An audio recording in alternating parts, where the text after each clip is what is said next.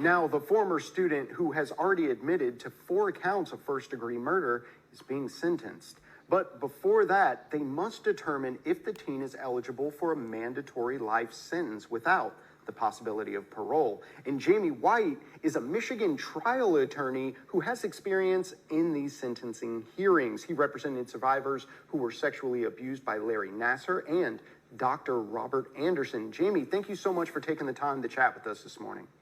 Yeah, it's a pleasure to be here. Thanks for having me. So just to kind of kickstart this off for some of our viewers who may not be familiar with the situation, can you just kind of catch us up on what's going on with this trial?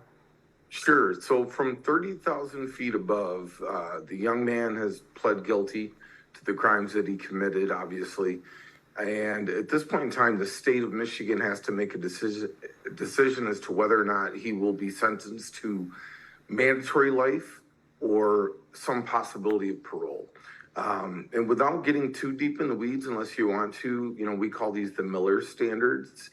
And the court is going to go through that process of evaluating as to whether or not he should ever be eligible for parole again. I can tell you that my opinion is no. He professionally and personally, he doesn't qualify for any of the conditions associated with Miller.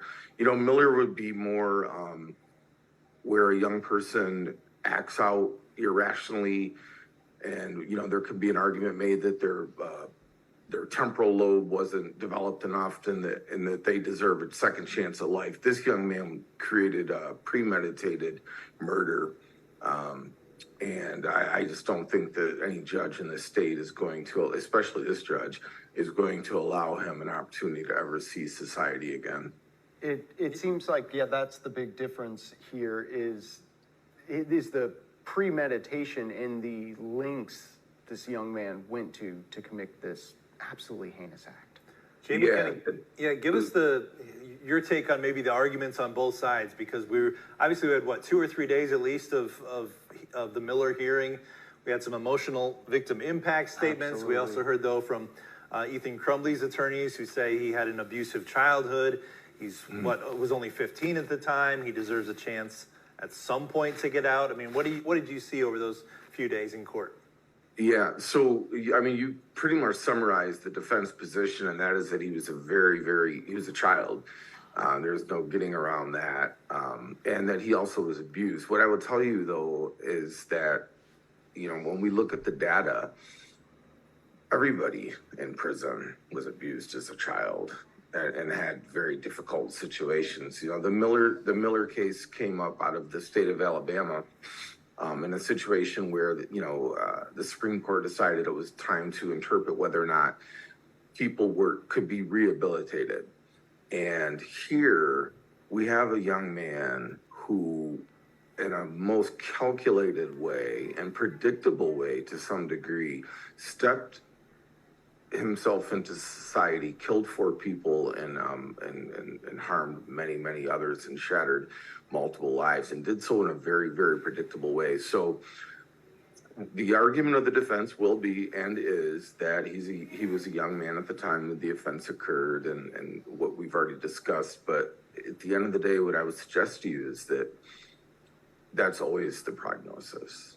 There's not a lot of, and it's unfortunate, but there's not a lot of people from productive families that are out committing mass murders. It happens, and I don't want to suggest that it doesn't happen, but this young man, unfortunately, is not going to qualify under the Miller standards for anything short of life without parole. He's lucky he's not in Florida or Texas, where the death penalty would be applicable. So we know, as you kind of alluded to, that this kind of a sentence, especially for a minor, it's up for debate. There's a lot of people who just have a strong feeling about whether kids should be sent away to prison for life. Is that the kind of debate that a judge would go through in their mind when deciding this, or is it very specific to the circumstances of a case like this? No, it is definitely a debate. It's a debate that's happened in the state of Michigan over the course of the last 25 years or so. It did not used to be a debate. In fact, we've had manifestations over the course of the last few years where 18-year-olds, it used to, in Michigan, you used to be able to be charged as an adult as a 17-year-old, no questions asked, no court involved. And, it was what it was. Now you have to be at least 18. So we've seen this manifestation of thinking as it pertains to how we're going to treat young people. And, this judge, I know this judge, and I think there's going to be a deliberate consideration as to how to treat this young man. But, if you don't hold the standard, and I'm not the most conservative guy on earth, but if you don't hold the standard on this case, then there is no standard. I mean, then it really isn't a consideration that needs to be made, because what more can you do to avoid a Miller consideration if you're not Mr. Crumbley? And I guess where my mind's at here is that this is essentially the type of case where if this somehow is able to fall under those Miller protections, every case can be argued that at that point, because as you said, I mean, I hate using a word like perfect in conjunction with a topic like this, but this is really, the perfect example of something not qualifying for those Miller protections. Now, you mentioned a lot the judge, and it's a conservative leaning judge, but how much power does the judge actually have in this trial versus, say, a jury? Well, the judge has all the decision making at this point in time. Okay. As it pertains to whether or not he's going to be sentenced to life without parole or life with a possibility of parole. It is 100% in the hands of the judge. And I expect a deliberate and very honest decision. But the idea that this young man is going to be eligible to be released and back into our society after what he the crimes he committed, I think are just extremely unlikely. I would be shocked.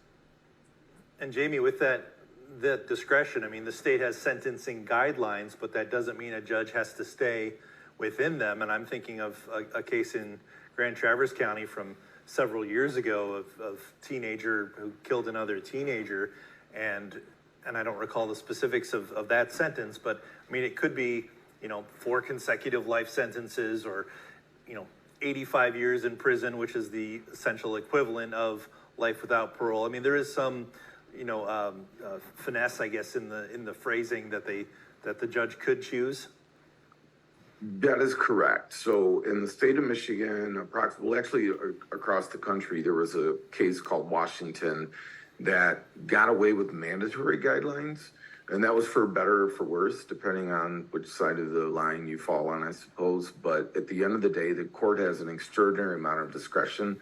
The guidelines are, they're just that, they're guidelines. And the court only needs to put on some level of record as to why they want to deviate outside the guidelines, whether underneath or above. Here, we're dealing with a murder. So they're really, the guidelines are not a huge piece of this conversation, I suspect. This is a question of whether or not he ever becomes eligible for parole again. By definition, in the state of Michigan, you commit a murder with a firearm, in particular premeditated, it is life. So there's not a whole lot of guideline conversations, except when you get into the situation involving a juvenile, which is where we are now. Gotcha. Well, Jamie, we appreciate your insight on this case. Sure. And just, if folks want to reach out, where do we find out more from your firm? We're in Lansing, the White Law firm, Jamie White at whitelawplc.com. And we're always happy to help and advise as appropriate.